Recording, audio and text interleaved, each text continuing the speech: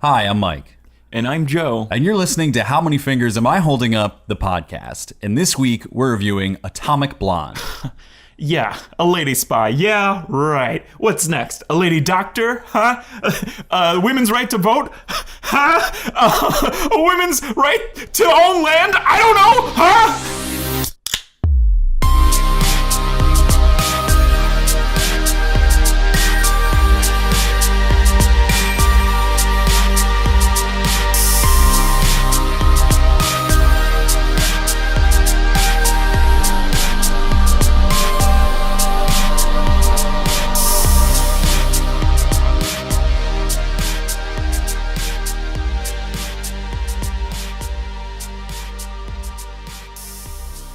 Welcome to How Many Fingers Am I Holding Up? Featuring two guys getting shirtless and reviewing movies in a weekly podcast form. And that came to us from Kevin Pettijohn on Facebook. Thanks, Kevin. That's something that only Kevin would tell us. That is a Kevin thing to do. Yes, that's a get shirtless and review movies in weekly podcast form. This week, we are drinking... This is the third episode. Can you guys tell already? We actually just took like a 2-hour break to walk to Wawa and get something to eat. We took a Wawa walk with road beers. Right. It was more of an expedition than a walk. Took quite a while. What are we drinking, Mike? We're drinking Redneck Small Batch Bourbon Whiskey, which was something that looked very appealing at $20 $20. $20 ballin' dollars at the liquor store. Kind of regretting it now. I wish I had bought something more name brand for the third episode of the night. But we're going to give it a try anyway. Got to give the small guy a try. It makes mine 40% alcohol, 80 proof. That's about right. Mix mine with ginger ale. I did have a sip of it plain, and I had the same reaction that Mike is having right now. I love whiskey. That's not great. Mm-hmm. Yeah. I'm going to put some ginger ale in that. Yeah, it's a good choice. Oh, boy. See, like when I saw it, I was like, oh, man, it looks like a sticker that they stuck on themselves and probably did the logo themselves or hired like a family member to do the logo themselves. Mm-hmm. It was like super endearing when I saw it in the liquor store just because it was different. And yeah. I understand. I fucked up. I'm sorry, Joe. Hey, it's okay. We all make mistakes. Listen, and it's a bourbon whiskey. I feel like bourbon whiskeys kind of taste like this sometimes, though. I mean, I'm not like a bourbon person. Like I'm in there everything are good else. bourbons, though. Like yeah. But I've had bad whiskeys that weren't this bad. I don't know. I just feel like when you get into bad bourbon territory, it's not great. I mean, I don't want to like totally trash these guys on our podcast, but it almost has that like taste of like maybe it's just rubbing alcohol and food coloring type taste. Like yeah. There was this whole thing. There was this bar that we used to go to in Morristown called Iron Bar, and there's one next to it called Sona 13.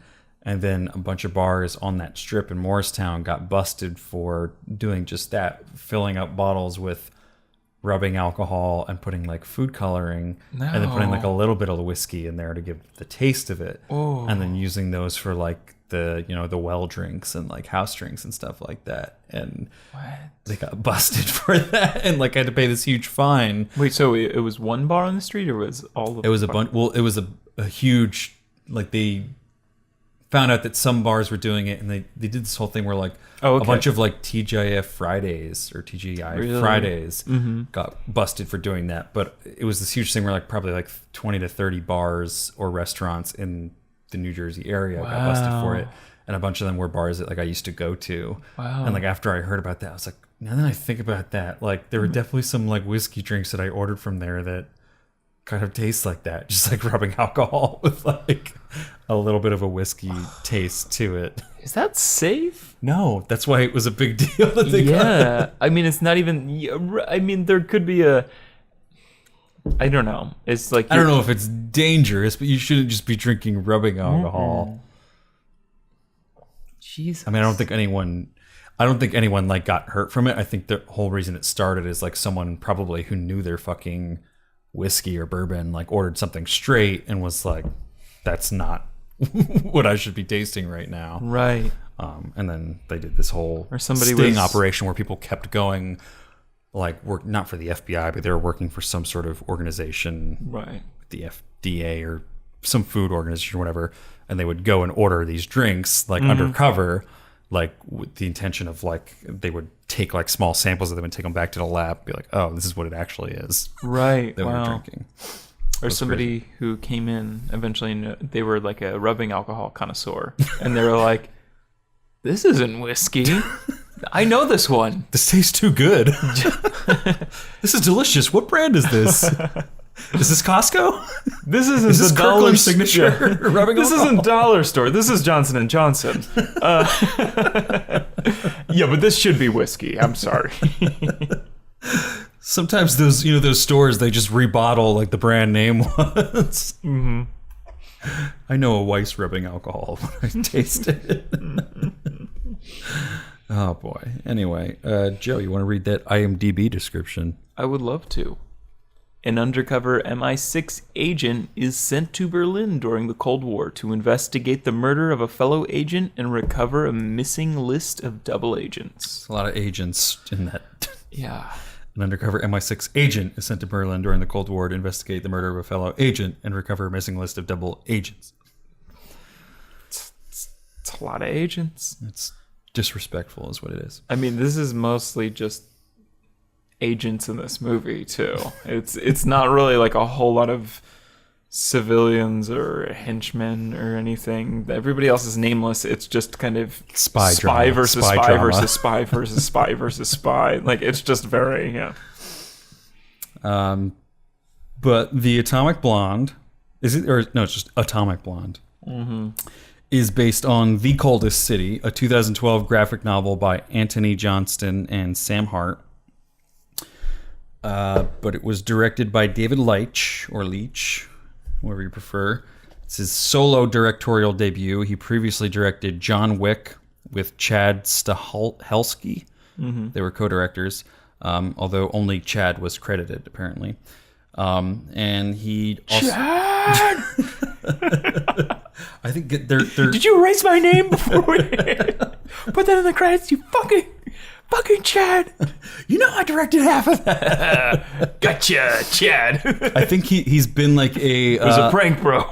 He's done a lot of like B unit directing, where like he's directing, a segment of something, right, even though he's not the official director. Yeah. But he's mainly like a stunt guy who's done like a countless amount of stunt credits to his name. Right. But he also directed the upcoming Deadpool 2, and he also did the Deadpool 2 first look that we bashed in the Logan review. Oh no, I hated that. But this screenplay was from Kurt Johnstad, who has done the screenplays for 300, Act of Valor, which was the movie where they used like real Navy SEALs that got like I'm aware trashed. Yeah. And then 300, Rise of an Empire. So he likes his graphic novels because 3 out of his 4 have been based on graphic novels. He seems like he's not in work that often either. No, I think he works every couple of years. I mean, he probably made a decent money from 300, maybe even from 300 Rise of an Empire. They probably thought that was going to do better than it did. Yeah. But as of July 30th, 2017, because I didn't update these notes since then, Atomic Blonde has grossed $18.6 million in the United States and Canada and $5.9 million in other territories for a worldwide total of $24.5 million against a production budget of $30 million, which was above because they were projected to gross $20 million. It was released alongside the Emoji Movie in 3,304 theaters, and it made $1.52 million from Thursday night previews at 2,600 theaters, which was between the $870,000 made by John Wick in 2014 and the $2.2 million from John Wick Chapter 2 in February 2017. So they're just comparing that to other movies that David Leitch and Chad were involved with.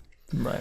And after making $7.1 million on its first day, including previews, the film wanted to open to $18.6 million, finished 4th at the box office behind Dunkirk, The Emoji Movie and Girls Trip. We should have reviewed Girls Trip. Or The Emoji Movie. I was super intrigued. Emoji Movie was at 0%, and I think now it's at 3%. So it almost just sounds a lot more intriguing than Atomic Blonde, just because we love those dumb movies too. We love to challenge how low can you go, kind of, with the circle. It's also interesting though, because like this was projected to open at like 20 million, and like I think people thought it would open like behind Emoji Movie and maybe above or behind Dunkirk. I think Girls Trip is kind of the outlier here in terms of projections. Like, no one really predicted that to do like that well at the box office as it has.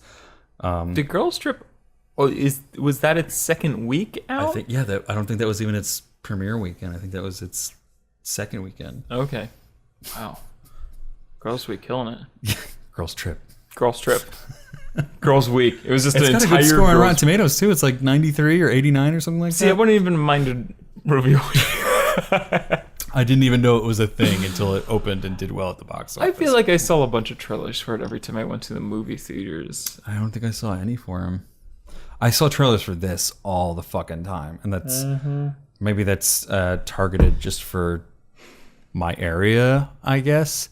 I mean, I saw that. Yeah, it's had an exhausting advertising campaign. I was to the point where I didn't want to review this at a certain point, but I also just saw trailers for it so much. I mean, we should be getting smarter by now, where we should realize like when you see that many trailers for something, it might not do that well. Exactly. But again, the weird thing is that this opened above its projections. It did better than people expected it to do. I guess people just weren't expecting that many people to go to the movies that weekend in total and carry Dunkirk, Emoji Movie, and Girls Trip above this, while this does above expectations. I saw so many advertisements for this, and it had some sort of I don't know. You know, people who like John Wick, and John Wick kind of dominated the culture zeitgeist for a while, and I knew this is very much like John Wick. It's just girl John Wick, kind of. And it's also like, it's done by the same guy. I thought this was going to dominate the box office. I said, Mike, Dunkirk's going to be at the top of the box office for 1 week. And then I think, Atomic Blonde, like, we might as well review this movie. It's going to do better than the Emoji Movie, definitely. It's going to do better than Dunkirk. It's going to do, Girls Trip wasn't even. I didn't think it would do better than the Emoji Movie. I just thought it was more in art. Like, we knew the Emoji Movie was going to make money just because kids see movies. Yeah. Like, maybe I wasn't factoring the Emoji Movie into the whole thing. I just didn't think the Emoji Movie would be relevant. I guess I also wasn't probably expecting the Emoji Movie to be as bad as it apparently is. I kind of thought that there would be something to it, maybe after seeing, like, The Boss Baby and Despicable Me, where they weren't, like, zero finger films. Like, there was some sort of redeeming quality to them.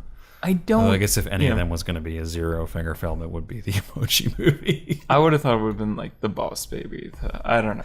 The Boss Baby, the Emoji Movie makes sense. It's capitalizing on something that's popular, and it looks like it's just basically borrowing the Inside Out premise, where it's kind of like all these things live inside your, like, it's how things function. It's the Inside Out for a smartphone. What movies have been doing since Toy Story, which is like, these things you didn't think have feelings have feelings. Right. But yeah.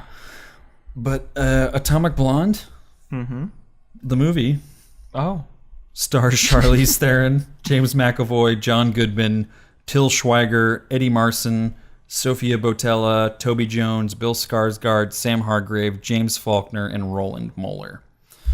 And that's all I got for mic notes. Let's talk about this movie. I fell asleep during it. We'll just get that on the table right now. I'll defend myself in that I took Benadryl because I've been dealing with poison ivy for a week or so now. So the Benadryl definitely was a factor.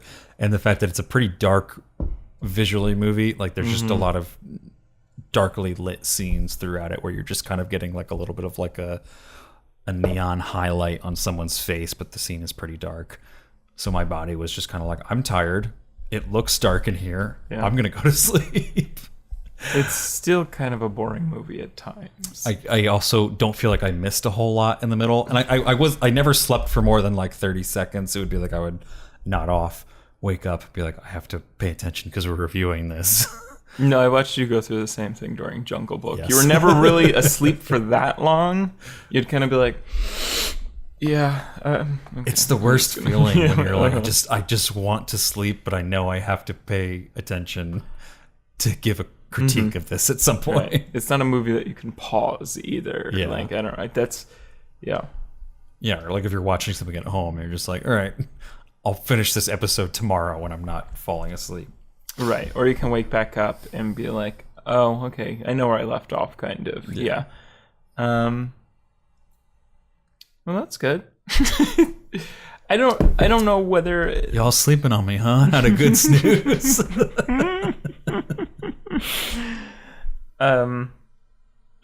Some just going into this thoughts is I didn't know whether this or Baby Driver premiered at South by Southwest, but I know they both had screenings there, and they both had critics and audiences alike building almost impossible hype surrounding both of these films. I recently read that a screening of Atomic Blonde was set up more like a rock concert than a movie premiere. People were partying, dancing, shouting at the screen as it played. Like, that's what the South by Southwest premiere of this movie was like. So South by Southwest is a music festival as well, so that kind of makes sense. Yeah. So I get it if I had that experience with this film and I was already a fan of something like John Wick and I didn't have to, endure the exhausting campaign for this film. This probably would have been one of my favorite movies of the year too, and I probably would have raved about it too, but I mean, the rest of us saw it in a fucking theater, So with each of these high energy screenings, or at least even if you're at like a film fest, you already have an elevated state, kind of, So I understand like The Birth of a Nation, Baby Driver, Atomic Blonde, even Big Sick a little, people hyped up a little too much, kind of. With each of these screenings, it kind of builds my case to take film festival premiere reviews with like a fucking grain of salt. Definitely less seriously. We've just had so many disappointments like these past 2 years. And even if they're not bad movies, they're not living. They can't live up to the. It's hype impossible. Yeah. I can understand like if you haven't like for something to kind of just like almost like sucker punch you out of nowhere and be like, I haven't seen this marketing campaign that this distribution company has been doing after buying this from the festival. Like you're just watching something, maybe seeing that like, oh, it stars Charlize Theron and James McAvoy. Like, sounds interesting. Let me go to watch this premiere at South by Southwest. Right. And then you get sucker punched by this kind of like impressive movie that you haven't had any idea what to expect or how to expect. Yeah, like imagine walking into Baby Driver and like not knowing what it was. Yeah, like I can understand that. Yeah, so it does sort of make sense. Yeah, no, that was just my little anecdote. And I do want to preface whatever we get into with this review by saying I do like this movie. Yeah. Even though I fell asleep during that was mostly the Benadryl. There was a lot of me that was like, I kind of want to stay awake for it. It wasn't like Jungle Book where I was like, right. Yeah, why am I fighting this? Like, just fall asleep. Like, Right, It was a real struggle of like, I wish I was more awake when I watched this movie because I did enjoy it. But yeah, let's get into it. Where to start with this? I don't know. The broader sense of this movie is I don't know entirely what happened during this movie. It is confusing. I think you're supposed to go into this movie not trying to understand or follow the plot necessarily, but to just kind of go with it and follow it like set piece to set piece and then enjoy it for the kind of action film reel that it is, It was one of those movies where like I don't think I was picking up on everything as it was happening. Even like as the end started, like happening and wrapping itself up. I was kind of like, I think I'm a step or two behind, and it wasn't until like the credits started rolling and you had a second to breathe that you were kind of like, Oh, okay, all right. Now I think I sort of understood what happened there, and The then I would like script is check not it. the strong I point, checked yeah. it out in the Wikipedia, and I was like, okay, yeah, I did understand what happened there, but you weren't like totally confident in it. Right, yeah. Yeah. I do have to say, like, I'm glad that you brought up Baby Driver in talking about South by Southwest. I like this better than Baby Driver. And I think there's a lot of comparisons to be made to Baby Driver between these two movies.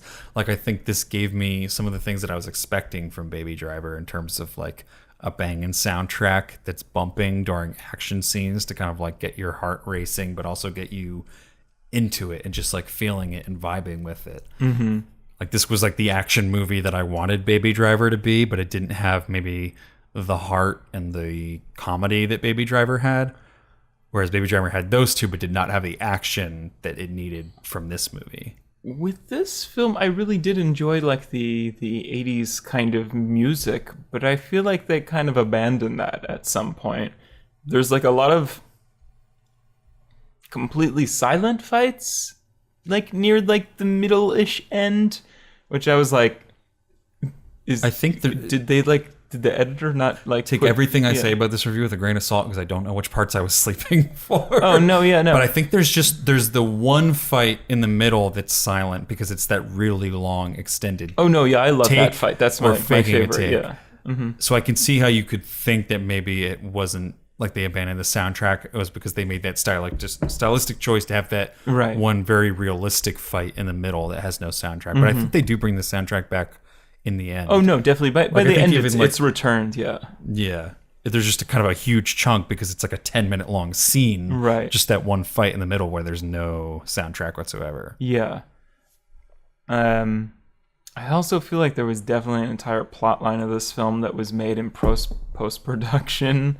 The Charlize Theron's boyfriend or love interest. Like that really didn't add up, and it looked kind of like it was kind of just like, oh, like there's like one scene of her with him and there's also a photo and it's just all purely exposition, and I don't know, it becomes like a part of this plot where it doesn't really fit into any, like a lot of It's something that I could see really working in the graphic novel. Yeah. Like in the, especially because that you only really see it in the introduction to it. And I think that what's missing is that we don't come back to it ever. Like she's never like, there's never a moment where she has a second to breathe and be like, fucking like the guy that I was sort of in love with maybe, or was starting to develop feelings for over here. Like it's just gone and dead. And like she never has a second where she really processes it. So we don't really feel it from her. We just know that she's supposed to be sad because we have one scene where she looks at a photo kind of sad. Yeah.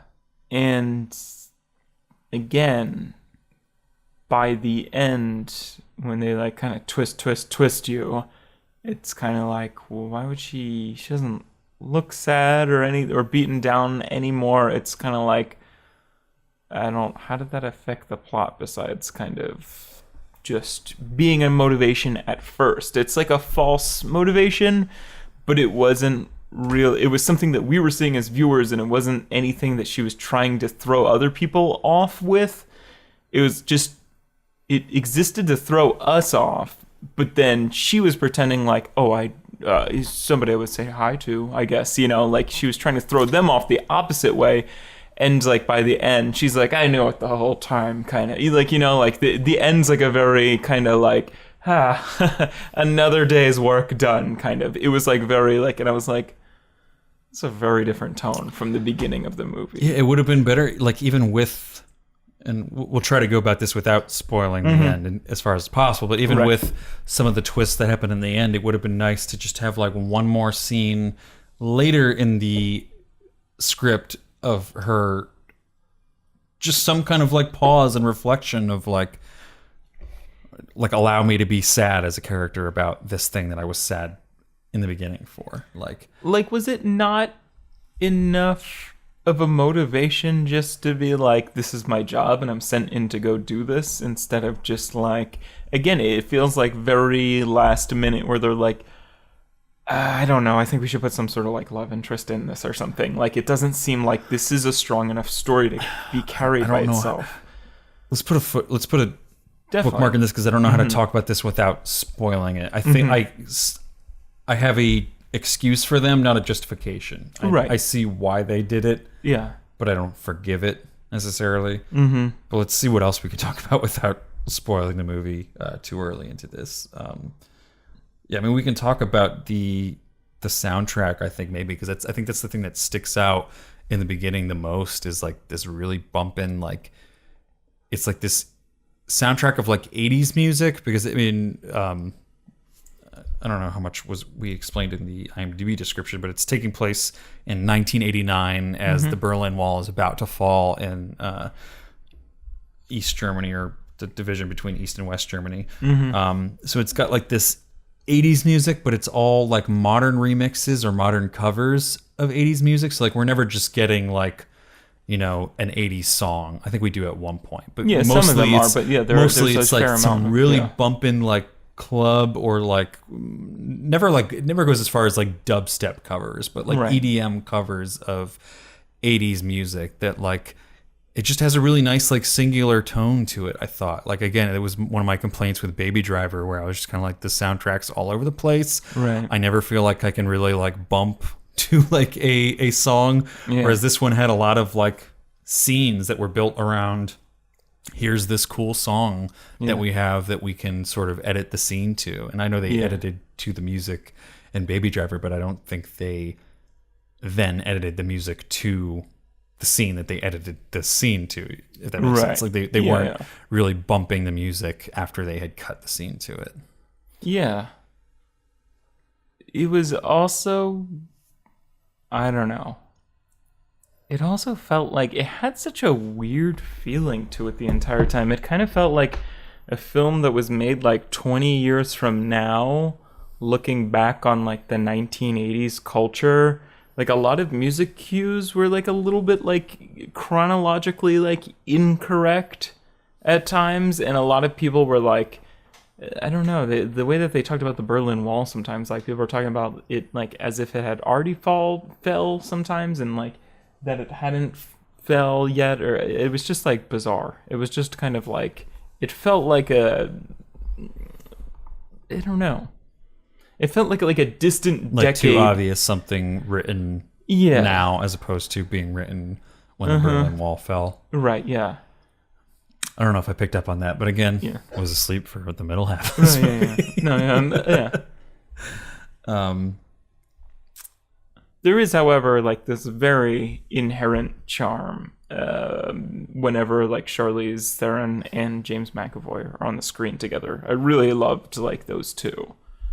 I don't know if they had chemistry together. I don't think she has chemistry with anyone in this movie. And maybe that's intentional. Like, it doesn't really hurt it because she is sort of this disconnected character. It wasn't like...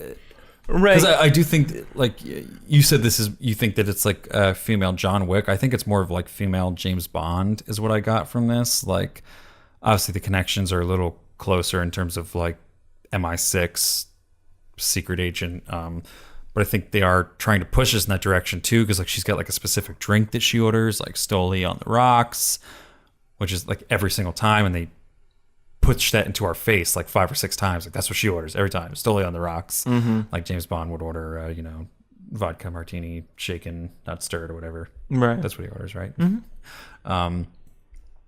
then I think the fact that like she, like unlike John Wick, who doesn't really have sex appeal or use sex appeal, James Bond is very much about like being this sort of irresistible, attractive agent who can use his like good looks to like get information or seduce other people to get whatever out of them. And I think she does that to some degree in this. She definitely has sex appeal, and it's very much about like she's just an incredibly well-dressed person, even when she's in these incredible fight scenes. Like not to the degree of it being unrealistic, but it's just kind of like, I mean, James Bond always gets to be in like a tuxedo looking like sharp as shit while fighting these bad guys, and then she gets to be in these like awesome like designer like clothes with great boots and whatnot. Like I've seen like a ton of articles already that are like, look at the outfits from Atomic Blonde. Yeah. Like there's all these, photo features just like analyzing her outfits in every scene because it is very fashion oriented. So I would say it's very close to James Bond in that way. I feel like I was getting to another point to start that. I can't remember what I was trying to lead to.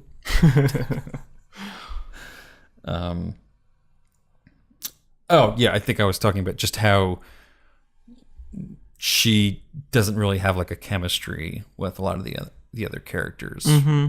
Which like in other ways it's like James Bond, but it's not like that. Where in like a James Bond movie, a lot of times there is a sort of love interest where you're kind of like the chemistry is pretty electric between the two of them, and you're kind of waiting for like the action to die down so that they can sort of explore that sort of romantic relationship a little bit, even just for like 5 minutes at the end of the screen. Oh yeah. And I don't think we really get that in this. Like you don't really want her to get together with Percival, James McAvoy. Right. Certainly not with John Goodman or James Faulkner. Right. That seemed like there's no one. I mean, I guess also part of that is that her love interest is dead. Yeah. At the beginning of the movie. Yeah. Yeah. No, I don't even think I wanted them to be together necessarily. I think it was just firing on all cylinders when I think both of these characters were in the same room. I mean, obviously she's shooting at him and he's trying to reason with her, and that kind of. I mean, I think this film was kind of at its peak when the two of them were on screen together, just because they're both great characters. I do think James McAvoy is probably the best actor in this.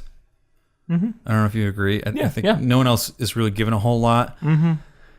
Again, there's only so much I can say without spoiling this movie, but I think because of what they're trying to work with Charlize Theron's character, they can't give her a whole lot of backstory. So we get the most backstory, I feel like, about James McAvoy's Percival character. So we kind of care about him the most, and he's given the most to sort of work with, I feel like. Yeah. Like we get the whole, like I really like the whole exposition about like, it almost kind of reminds me of like Apocalypse Now. Yeah. Of like he's been there so long that he's kind of become one of like the locals. Like he's not just a guy that's undercover there now. Yeah, he's like he just wants to be there and be part of this like music and culture scene of like East Germany or whatever they are.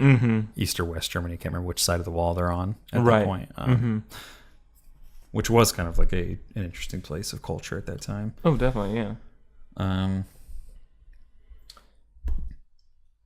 But yeah, I don't know. I think I was definitely.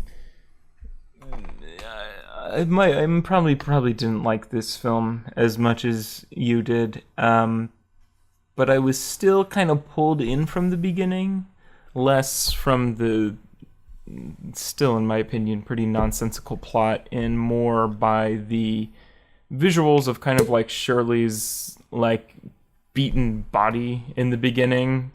Because like it kind of presented this promise that eventually there is going to be some sort of conflict that's going to lead to this, and it did set up some sort of intrigue. This is again, like I said before, this is more of a movie that's less about the script and more about Charlize Theron doing like her own stunts and just kind of kicking ass.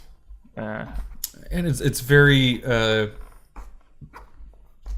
I don't want to say superficial in a bad way, but I do also want to say there's not a whole lot going on beneath the surface here. Like, there's not a lot of scenes where like something is happening and you're like, oh, something else is going on here. There's a lot of just kind of like, this is a very cool looking action scene, and there's a good soundtrack going on. And that's not to take away from that at all. Like, there is some very beautiful visuals in this. Like, even when like the fighting is not that intense, they'll do a lot to kind of amp the other senses in terms of like when they're fighting in front of like the movie screen, like and it's just like their silhouettes in front of like the projection. Like, it's a very cool looking scene, even though they're not doing like the craziest stunts. And then when it's not the most pretty looking scene, like the middle fight scene is a very redeeming part of this movie for me. Like, if you take that middle fight scene out, this is like a below average movie for me maybe, but I like that middle fight scene. So like I was literally like, I was falling asleep before that,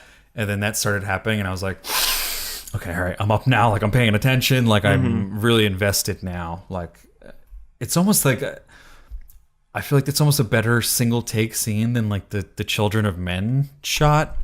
Mm-hmm. I don't know if I'm alone in that. Like, it's very long. Mm-hmm. I feel like in the Children of Men shot, like, there's so many times where they're just going through doors. Whereas, like, this is just a lot of just like, let's just look at these two people fighting, and we'll look over here and we'll look over here.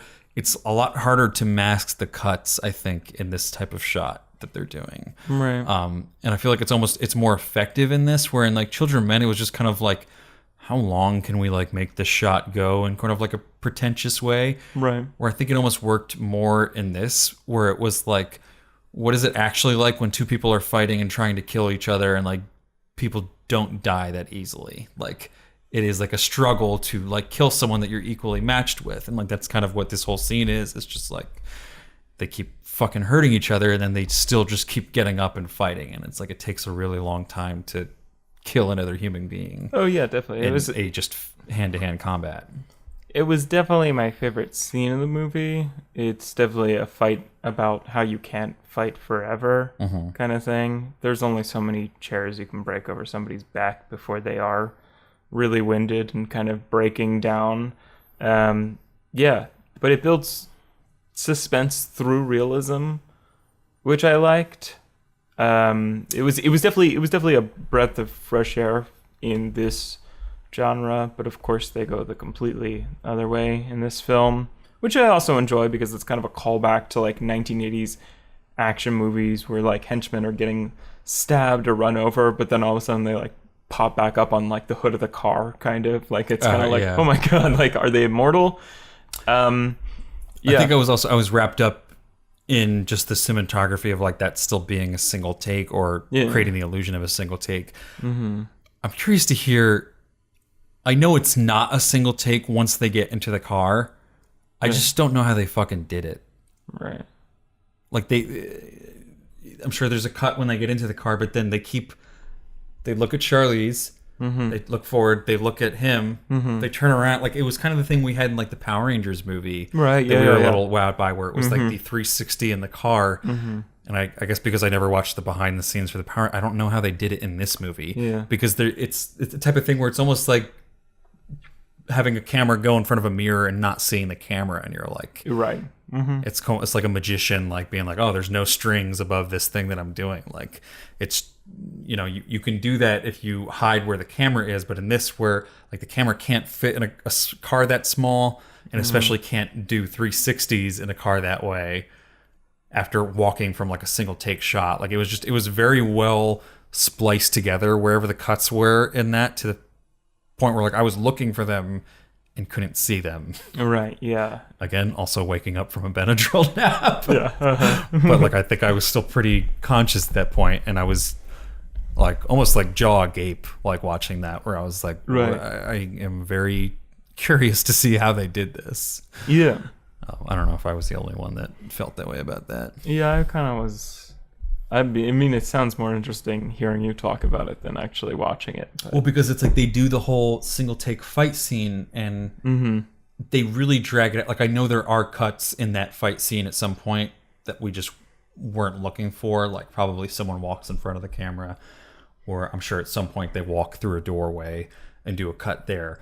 But it seems like it's going for like 10 to 15 minutes, and then they still follow them outside after that fight scene, which is impressive in its own right, because there are definitely spots where there aren't cuts, right. And they must be doing their own squibs or makeup to make themselves look more bloody as they keep fighting during that fight scene, unless it's a lot of like rotoscoping, like painting blood on them digitally, but I'm not sure about that either.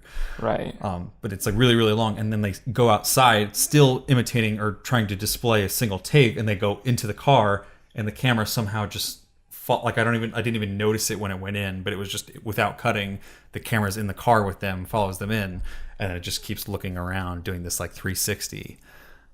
Yeah. It's just, I don't know, I was baffled by it in a good way. Yeah, no, yeah, that's good. Yeah, I don't know. I forgot what I was going to say. Like, in addition to like people being almost immortal, there are scenes where like people will get hit by a car and it doesn't feel like it belongs in this universe, kind of. Like it feels like video game kind of like gravity or like physics kind of. Just like they get launched too far, or yeah, or they're just like not really completely reacting in the appropriate way. Like henchmen, or I don't know. Yeah, like henchmen. I don't know, and I'm not really saying that as a flaw. Again, it's all kind of working within its own universe, you know, like where it's not just 1980s songs, you know, they're remixed kind of a little, and I think it works. So there was a little bit of disparity, like between like that middle fight scene, like again, like it like woke me up, and I was like, whoa, like what am I watching here? Where like the other scenes are cool in their own right, but they don't really fit with that. Like that middle fight scene is very much like, I don't really like Charlize Theron fighting in this movie. I think she kind of gives the illusion of it being too choreographed a lot of the time. Yeah. Like she doesn't really make me believe that she's fighting people. I just kind of believe that she's doing dance numbers the entire time. Like it doesn't totally take me out of the movie, but like I remember thinking that even like watching the trailer where she's kind of like, yeah. I'm kind of like, I can like just kind of see you in your head like doing the counts. 1 and 2 and 3 and 4. It doesn't feel totally natural. So that like that kind of fighting is different from like the middle fight scene where you don't really get it. Is a very like visceral scene. Definitely, yeah. And like it almost just looks like they're really hitting each other because there's not a lot of room in that single take type camera style to be like, oh, let me get to this side of the punch so that I can fake it that way. Like it is very, and you can tell that she is like definitely like winded and actually like out of breath when they're done doing that fight scene and she's trying to get away. Definitely, yeah. So there's like that realism in that, and then just kind of like the choreographed like kung fu, almost like Matrix style, which definitely seems like the director's kind of hangover from John Wick, because that was very much like Keanu doing what he did in the Matrix, like again. So those are kind of like different fight styles that are almost at odds, but at the same time, not really. They're different, and they're both working in different ways in an action movie. Right. I don't know. I think I would have just wanted more of like the middle fight scene throughout. Definitely, I would have wanted something, consistently that. I think I would have enjoyed this because it's very movie. stylized throughout. So those other fight scenes, I think it's more that the other fight scenes really fit with the style, and the middle fight scene doesn't. But it's so cool that I didn't care. Yeah, almost like because it's not. I get that, it's not as stylized. There's no like neon lights. There's no silhouettes. There's no whatever. It's just like kind of like almost like a Marvel movie, like gray, midday, like stormy, overcast, like day, just fighting in like an abandoned building and concrete and shit flying everywhere. It's a very Cold War without the neon flare. Yeah.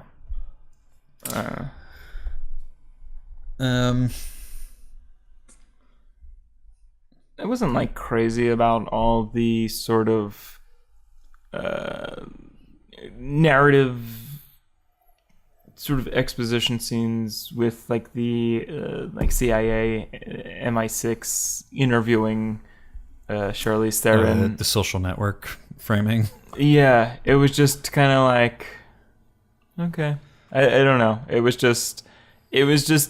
things that were happening, and it was kind of like in the trailer, it looked like a lot more expressive, like, whoa, we're reacting to like this thing that she did, like oh, we understand that you got to contact with the and like even that, like really, like that's something I wouldn't find funny, but it was even less funny in the actual movie than the way that it was cut in the trailer.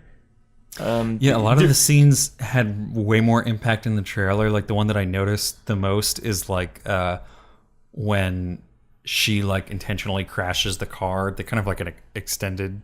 Oh yeah. Mm-hmm. They have a long portion of that in the trailer, but not as long as it is in the movie. She crashes the car, and then David Percival like does that cool like spins his car, walks right out of it, and then in the trailer he kind of like walks right up and she tries to shoot him right away, but there's like a longer pause between him getting to the car. Right. It's almost better cut in the trailer. Like it has like this kind of comedic timing to it of like skirt, walk out of the car, like gonna go walk up and like, hi, I'm your whatever David Percival, and then she tries to shoot him. Right. But in the movie, it's like this longer pause between all of those kind of different beats where it doesn't have a comedic timing at all.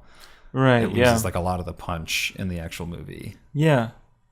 There's a lot of punchlines in the trailer that aren't in the movie, and you can't tell which one is completely intentional or which one's not completely working.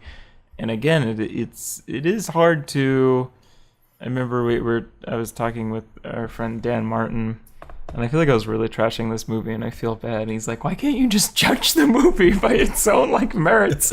And I was like, "Sorry, like this is part of the conversation. Like, I think it's just this is part of the critique is like how it's also being perceived by people who are not seeing it. You know, like how what kind of role this plays in the zeitgeist of the current movie world. And it is like, I know just for me, I don't even have TV and I'm not even watching commercials, but I can't watch a single YouTube video without seeing like Chapter 6, another trailer that we cut for like Atomic Blonde. And I'm just kind of like, it really was just kind of a movie of trailers that were strung together with like interview shots, kind of, except for like the one good fight scene, and even there were clips of that I've seen before. Yeah, I will say that I think that is more of a product of it being a graphic novel adapted to film. Like I think of one of like the most iconic trailers of our generation is like the 300 trailer. Mm-hmm. Like I think graphic novels sort of lend themselves, and comic books lend themselves to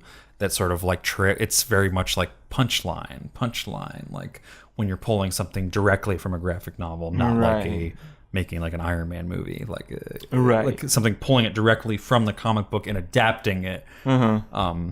I think that lends itself very well to trailers. Like definitely, you can cut a trailer from any of those like graphic novel movies. Still, but when you're releasing like 5 or 6 chapters from different segments of the film that are in addition to teaser trailers and cinematic trailers. I'm not defending the volume of the trailers. Yeah. I'm just saying, and that's why I think it seems like a movie that is a trailer at the same time. Is because like any of us could have cut a trailer from this movie. It's just there's so many lines that just like stick out, like, and then it was even easier to cut them into a better trailer, like by trimming the timing down. Oh, definitely, yeah. But yeah, I mean, to that sort of critique of like, why can't you just judge the movie on its own? Like, I do think trailers come into that because I think the average person is seeing a trailer and saying, I want to see that. Right. Like the average person is not like us who, I mean, we see so many movies that we end up seeing the trailers, but the average person is not like us who has to see a movie for a podcast. Right. The average person sees a trailer at some point while seeing another movie a couple months ago and says, oh, that looks good. Let me mark that on my calendar for when that movie comes out. Mm-hmm. And they probably don't actually mark it, but then, they see another movie and they see the trailer for that, and it's a couple weeks away, the release date, and they remember it and they go out and see it when it comes out. Like, so the average moviegoer does have the trailer in their mind. Oh, definitely. So I don't think it's out of question to critique a movie based on how does the trailer sort of play into that. Definitely, right. Like with It Comes at Night, like does it spoil too much, or does it give you a bad perception of it? Or like in this movie, does it give away sort of all the good parts of the movie, maybe? Almost spoil all the major set pieces. Yeah. Mm-hmm. It was almost worse than like the Fast and Furious, that latest one, Fast and Furious movie. The Fate of the Furious. Fate of the Furious. I remember a lot of people complained about like them giving away that final set piece, but there is like literally the second to last scene in this film is like in a lot of trailers, and I was just kind of like it's supposed to be a twist, but I already know that she's going to kill everybody. It's presented in a way that, like, in the trailers, it's shown pretty early in the trailers, even though it's the second to last scene in this movie. So then, by the time you've had a certain amount of scenes in this movie, you're like, I know there's still one more fight scene to come because I've seen this trailer so many times. And then as soon as you see her in that red dress, you're like, oh, there's going to be a fight scene here. You're right. Like, I know this conversation she's having is going to go south because of seeing that trailer. Right. She's not working for this person. Yeah. So it's not out of the question, I think, to critique trailers in that way and be like, yeah, they serve their purpose of getting asses in the seats, but do they ruin the experience? And yeah, just that, do they ruin the experience for people that have seen the trailers too much and come expecting something, and then there's nothing left to really, change their mind about anything. Right. Well, let's talk spoilers or whatever.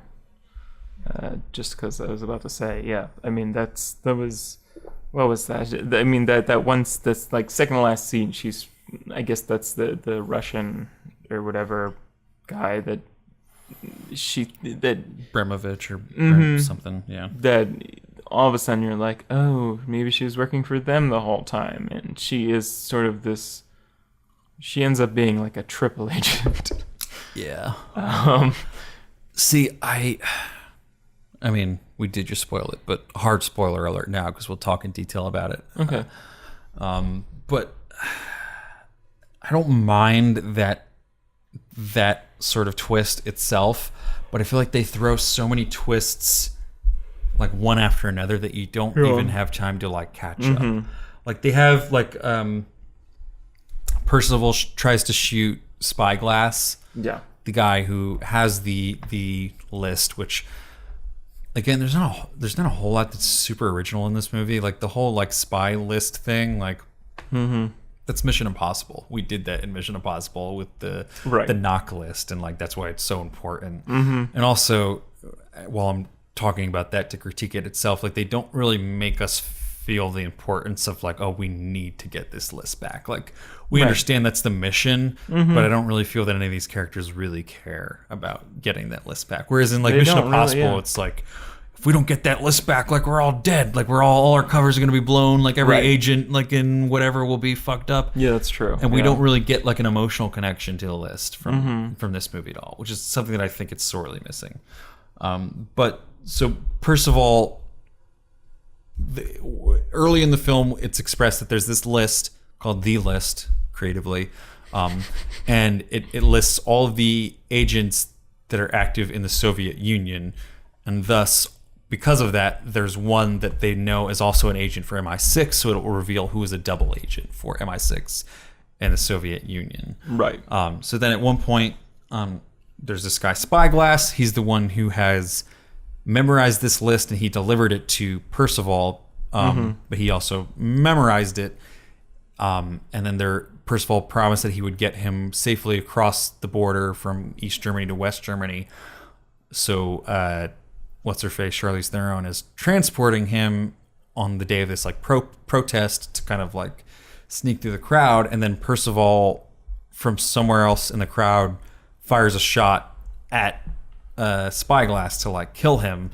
So from that point, you're kind of like, oh, Percival is this double agent that we've been introduced to as Satchel, because he's trying to kill him because he doesn't want that list to get out because he's memorized it. So he must be Satchel. And then we go through this whole thing where like she's trying to save Spyglass. That's where the whole like big middle fight happens, I think, if I'm not mistaken. Yeah. And then a whole bunch of other shit happens, and then we find out that he actually believes that she is Satchel.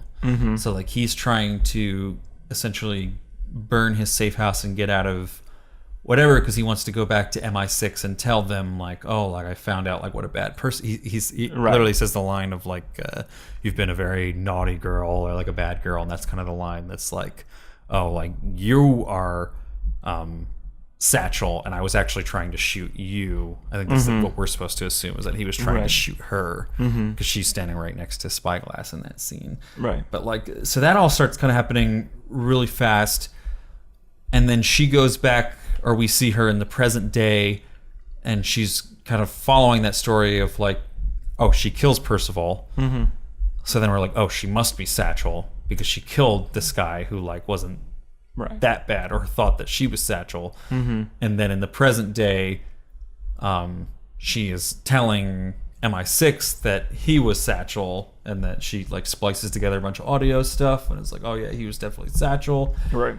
And then she meets with the KGB, and they address her again as like Agent Satchel. And this is the scene we were talking about, like the second to last scene that was spoiled in the trailers, but then she kills everyone in the KGB and has this whole big blah blah blah about like, here's the thing, I was never actually working for you guys, which is really kind of stupid the way it played out. And then she ends up rendezvousing with John Goodman's character again, and we finally hear her talk in American accent, and it's like, oh, not only was she was Satchel, but she was a double agent, and she was also a triple agent because she was working for America while working for MI6 and KGB to gain information for America. And just everything just starts happening like one after another, and you're still trying to figure out the last twist because nothing is ever like very explicitly stated when they like do like a twist. Like when Percival like kind of like he's almost kind of like he when he's about to leave, he's kind of giving like a speech of like almost like a villain being like, oh, and I almost got away with my master plan before you caught me. So you're still sort of in the mindset of like, oh, Percival is Satchel until he's like, oh, and then I saw the list and you did some very naughty things. And then you're like, oh, she's Satchel, and then she kills him. And then there's just so many twists happening one after another that you can't really catch up with them until the credits start rolling and you can catch your breath and be like, oh, that's what I saw. Like you had to like, you need like a few seconds to like catch up with it. So I wasn't crazy about that. Yeah. Sorry, that was a long-winded rant about the third act of this movie, which is kind of a mess. It's just so complicated because, and again, I can see that working better in a graphic novel. I don't know how close anything in this movie that happens. In a graphic novel, you can read at your own pace. Like if something's confusing you, stop. Go back to the last page, check it out. But like when you're watching something, like you can only go forward in a movie unless you're watching at home. But I mean, the intended audience should be a movie theater audience. So if you can't understand it in the first viewing in a movie theater, then something is a little fuzzy. Yeah.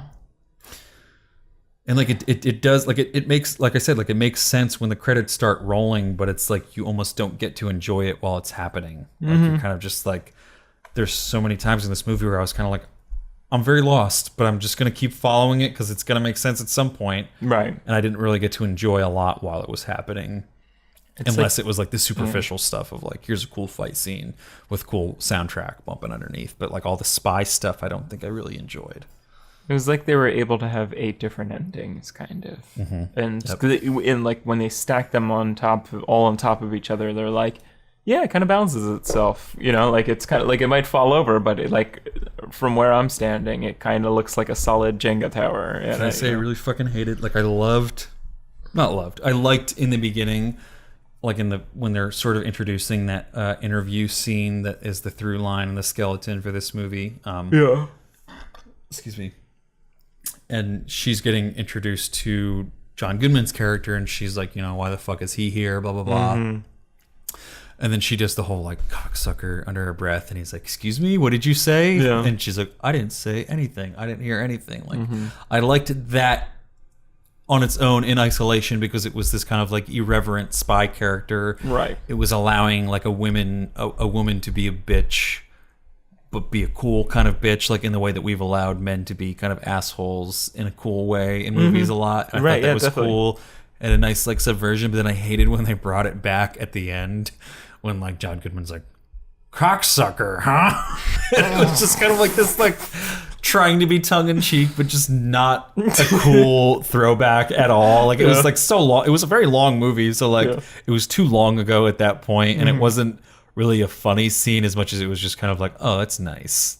2 hours ago, And it was like also like that. I mean, it was a little funny. Like my theater laughed when she said that, but that's also like one of the only funny-ish scene. Like it's not a comedy at all, and there's not a lot of like blockbuster like punchlines like you would have in like Baby Driver or something like that. Yeah, definitely. Yeah. So like it was kind of like those are the only two sort of funny-ish sentiments in this movie, and they're both tied together. It was very strange. It was like it almost ruined sort of the twist to have like that be the reveal of like cocksucker, huh? Well, at least he bought it or whatever she says in America.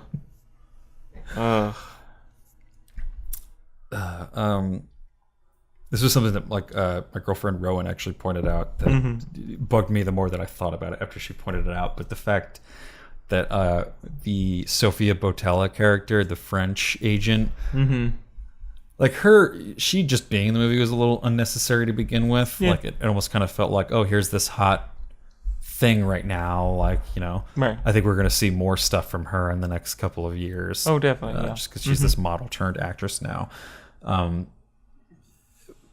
Her inclusion in the storyline overall felt unnecessary, but then when they killed her in the story, it was like she's packing, she's getting ready to leave. Like being in the story felt unnecessary. The romance with Charlize Theron felt unnecessary and almost exploitative too, where it was definitely. two hot girls in an action movie, they've got to make out. There's got to be a lesbian scene. Right. And then it felt exploitative and also typical comic book graphic novel shit that like when she dies in this movie, she's in her underwear. Even though she's packing and like getting ready to leave the country, why would she not be like fully dressed if she's packing all her shit up? Like she would be ready to fucking go, but she has to be like in her underwear, like in her panties with like her ass hanging out while Percival comes in and like chokes her, which is just also kind of like really rapey. Like it's eye rapey enough to be in your underwear unnecessarily just for like the male gaze, and then it's creepier to have a death scene in your underwear, like in an like that's something like leave that for the horror. Leave that for the choking horror. you from behind, and Leave like, that for the horror movies. Bending Like we you don't over a need that in table an and- action yeah. movie. Mhm. Like, Yeah, it was especially weird. when in a movie where we had such realism from the middle scenes, where it was like, you know, even though she's wearing these incredible fashion outfits, she has this really bloody, realistic fight in the middle of the movie where she's gasping and she's bleeding and she can barely catch her breath. She's stumbling the moment it's over. Like it's not like she has a triumphant moment. She beats him and then can barely walk down the stairs, and the guy she's trying to save has to sort of support her out of this building. Right. And we go from that to like, wouldn't it be hot to like see this girl get choked out while she's in like her panties? Like it was just really stupid. I have very mixed feelings about this movie. It's just, again, and I think after that last twist, you kind of just start bringing other things in this plot into question, where you're like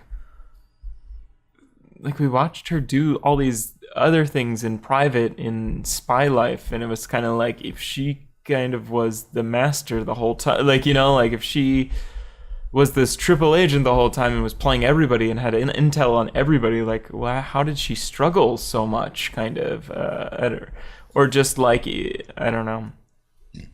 It was. Or just, what was her purpose overall? Like, why was she a triple? Like, what was she doing there? What did she gain? Like, what was she bringing back to John Goodman from being like, I know there was stuff, but there was nothing concrete for us as an audience to be like, oh, that's what she got. That's what she succeeded in this mission. It was just kind of like she got into this fucked up situation that was a result of her being a triple agent. Yeah. And like the other thing that we had talked about was that in the beginning that we wanted to put a bookmark in and come back to later is that like I feel like we relate so much more to James McAvoy's Percival character because we get some exposition and backstory about him. Right. You know, we get to know him as a character, as this guy who's been there so long as the station chief that he's become sort of like a local, and to the point where like maybe he doesn't want to leave. Maybe he's become so ingrained that he doesn't want to see the wall fall, and he just wants to live in this, you know, sort of underground culture that is like East Germany before the Berlin Wall falls. Right. And I feel like we really get to know him and care about him, or at least know him enough to sympathize with him, and we get nothing about her character. And I know part of that, once the movie is done, you understand part of that is because we have to hide the fact that she's a triple agent, so we can't really have this sort of backstory. But I feel like you still could have done something. Like it could have even been like a fake backstory that she had, like to make these other people believe. Right. Like if she's a triple agent, she must have been a really good liar. You don't become a triple agent by just be good at 3 accents. Like Right, you have to yeah. like make people believe that you're a real person from these 3 different countries. Yeah. And they didn't even really make us as an audience believe that she was from any of one of those countries. Like Yeah. there was just nothing that really humanized her at all. And there was no it real seemed like it was going to allegiance go to in that anything, direction yeah. from the beginning. Like when you show her from a very vulnerable spot of like, I'm sad because this person that I cared about is dead. You show her with like all these bruises from like this incredible fight, but then we never really get any moments of vulnerability from her later on in the movie. Yeah.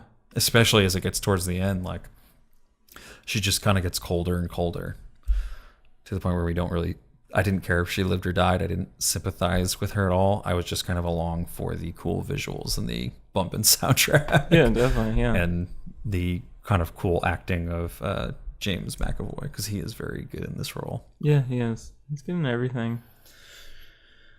And we'll get into some fingers. I'll get him some fingers. Let's see what the critics think, because we're not critics, right? Nope. On review aggregation, not aggregator, aggregation website, Rotten Tomatoes, it's different. The film has an approval rating of 74% based on 117 reviews with an average rating of 6.5 out of 10. The site's critical consensus reads, Atomic Blonde gets enough mileage out of its stylish action sequences, not Aquin, an ever-magnetic star, I don't know about that, to make up for the narrative that's somewhat less hard-hitting than its protagonist. I think I would agree with that. I'll go first, since I feel like you've been going first lately. Yeah, I'm trying to think of what else I want to say. But yeah, like I was kind of saying before, it is this kind of long, convoluted thing, and I do think this is very close to John Wick, and I don't understand how the kind of like silent co-director of John Wick doesn't really understand why John Wick worked so well. Like the genius of John Wick is the simplicity of the motivation. Like someone killed John Wick's dog. Like that's it. I think with movies like these, which are essentially like a fighting and stunt reel, like you need to set a simpler tone, like from the get-go. I like that they, it was Cold War based, and I don't expect somebody to kill her dog, but again, a less kind of, I don't know. It just needed to be a little less complicated for me, and I think the overcomplication made it just like, what? And like it made it harder to enjoy some of the really cool action set pieces that were happening. It would have made sense, sort of cut you off, but it would have made more sense if like from what I haven't seen John Wick, from what I understand, it's like a vengeance story. Like he's going out to get revenge for his dog, and like we're presented in the beginning of this movie with this sort of motivation of like this guy that I was maybe starting to have feelings for, or got to having feelings for, was killed and assassinated, and now I'm being sent to investigate it and get back this list. And you would think that would be a motivation for her to like go kick ass, but all the ass kicking she does it's reactive. Someone is coming at her and she's defending herself. Like there's never her being like, let me go into this enemy stronghold and like fucking like kick some ass. And like, I know that wouldn't totally make sense either, but it's like they do try to give us motivation, but it falls flat based on the situation she's placed in. She's always placed in like, I have to defend myself, so that's why I'm fighting all these guys. Like I went to investigate this apartment, and Percival called the police on me, and all these police are trying to, take me down, so I have to defend myself. Like it's never like she goes somewhere to kick ass, or she finds out who killed her husband or whoever this guy is and tries to go fight him. Like she's always reacting to the situation. Yeah, and she doesn't even really get to kill him. It's James McAvoy who like kills him. I don't know. They literally never talk about their relationship ever again in the movie, besides that first scene. Yeah. So it was like, I don't know. There was just like and it is weird. It is like, even reading like the Wikipedia like plot description, it's kind of like she goes there to investigate the death of another agent and is also trying to do this whole like Tinker Tailor Soldier Spy thing where she's hunting a double agent, like in the CIA, MI6, whatever the fuck is going on. I don't know. It is kind of refreshing to see an action movie where they're not trying to build some sort of cinematic universe Although, I don't know. The end of this could lead to an Atomic Blonde 2. But it is kind of slightly refreshing in our current, like, superhero industrial complex. Just because the, connective tissue in films can be pretty exhausting. I don't know if you heard, like, lately, I think they're even trying to plan a James Bond cinematic universe where they go into other characters of his life and make movies about them and stuff. And I like just... M and Q, or I have no idea, but I'm not, like, wild about it. is anybody who's asking for this? I don't know, but I bet the producers are like, what? I mean, like, look at what Marvel is doing, and I think, like... That's all any producer has to do to their studio is like, well, look at what Marvel's doing, and their eyes are just like, cha-ching! Whatever you need. Make me a universe. Make me a universe.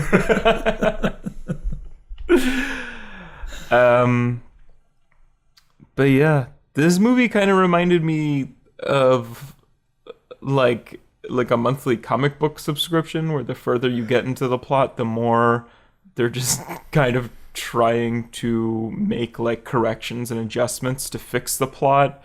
And you're kind of like just following along because you're like reading it at the first of every month, but like they're kind of still keeping this visual appealing. And you're just kind of like, oh, whatever, the plot's the plot. I'm already subscribed. Yeah. I can't not finish out the subscription. Yeah, just to finish off, in response to what I said at the top of the episode, I do feel bad for coming down on Atomic Blonde, and I kind of came down on Baby Driver at times too, because I do feel like they're thrust into the responsibility of being this anecdote to the superhero movies that we see every month, and I don't know, why can't they be their own like stupid thing too? Like, like they don't have to be the... Why can't they be shitty on their own? Right, yeah, exactly. Yeah, I mean, and Charlize Theron is really in the middle of this sort of action heroine ice queen phase of her career, and I don't know, I feel like it's just kind of weak here. But yeah, those are all my random thoughts about this movie that I haven't discussed already. I think I'm gonna give this 2.5 fingers. It was just kind of middle of the road for me. Mm-hmm. Yeah. Yeah, I don't have a whole lot that I haven't said. Like I did say, I fell asleep in the middle of it, but at the same time, I was incredibly excited by this movie. Mm-hmm. But that was on a very superficial level. Like when I got out of the movie and could like really think about it, I was disappointed. Like if I rated this movie as soon as I got out of the theater, especially if I got out of the theater without falling asleep in the middle of it, I would have probably given this like a 4. Mm-hmm. Maybe just because it's an exciting movie. Like, and I haven't felt that way about an action movie a whole lot. Like it was kind of like the Doctor Strange effect too, where like the fighting scenes, like we've been getting some movies recently that like remind me of like The Matrix and just like being excited by sort of kung fu or choreographed action scenes rather than like the Marvel like shaky cam shit. Like yeah. And that's kind of exciting to me. But it is a very superficial movie. Like there's not a whole lot going on beneath the surface. There's not a lot of characters that we care about. There's not, like we've just been kind of ranting on for a while, there's no motivation to really empathize with or even understand about these characters, and you're just kind of watching them do stuff for the sake of having an action scene in front of a big TV screen, or having an action scene that goes for like 15 minutes uncut, or simulated uncut. But I don't want to take away from those things because those are impressive in their own right. And I do sort of like the twist at the end. Like I said, I just think they come too quickly one after another after a sort of boring plot for most of the movie. Like you just kind of have like, it's not even really a good spy movie. It's sort of a good action movie, but not a good spy movie. Like there's nothing, like there's never really like her being undercover. Like she's made as soon as she gets there. So she's never like, yeah, there's not a whole lot of... Like in a James Bond movie, there's always him being like, oh, let me talk to this local and get this information. Let me go here in my super secret, like, sexy ski uniform and spy on these guys through, like, binoculars. Like, some of that cheesy stuff still would have served to fit, like, the the spy portion of this better. Or I mean, we even had stuff like that in like Tinker Tailor Soldier Spy, like people going undercover or just getting information and sort of uncovering this mystery. And there is a mystery to this movie, but we never get people looking to uncover that mystery. Like the mystery is like, who is Satchel? But no one is ever really like going somewhere and being like, have you heard about Satchel? What is Satchel doing? Like, Right. obviously it would be more interesting than that in a better script, but like we never, like I didn't feel compelled to care about who Satchel was. Right. So when it's revealed to be like Percival, you're just kind of like, or I mean, in that first part of the twist, it's Percival and then it's her. You're just kind of like, okay, like I guess Yeah, who else could it be? You haven't introduced any other characters. There can only be two people. It has to be one of them. So it's kind of like you wasted like what could have been a cool twist by throwing them all together at the end, not creating suspense before that, and then just making it kind of confusing when you try to cram everything in the last like 10, 15 minutes of this movie. But at the same time, as a result of that, there's a lot of this movie that is kind of incredibly boring in the middle half. Like the whole romance between her and Sofia Boutella is so boring because again, like you kind of get the feeling that she's like using her, but we don't really get to know enough about her to know like that she like we don't even get like the like, you know, this means nothing to me sort of thing that we get from like James Bond sometimes when he's using a woman to get information. So yeah, I think I am middle of the road like you are, but just leaning a little bit above average just because I do think the visuals are very strong and I got out of this the action that I wanted from Baby Driver. Right. So I'll give it the same score as Baby Driver, 3 fingers, but I do think it's a slightly better film than Baby Driver. All right. Just solely on the visuals, the aesthetics, the soundtrack, the sound editing. Basically everything that's not screenwriting. Right, yeah.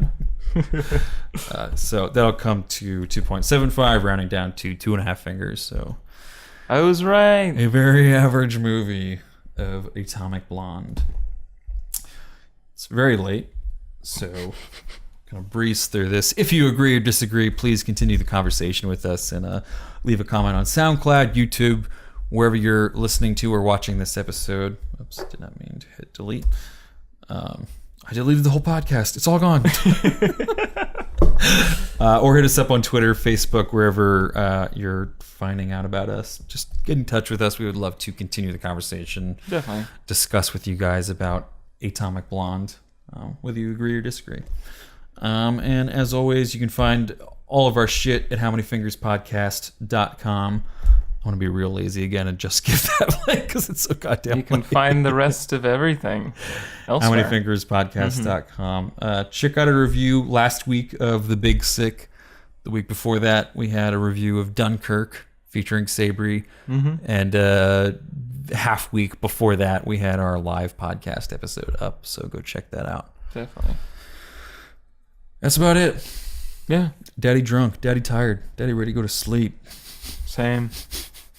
Daddies agree. Daddies agree. Multiple daddies agree. 4 out of 5 daddies agree. Signing out for How Many Fingers a Podcast. I'm Mike. I'm Joe. And Daddy agrees. Make sure Daddy agrees.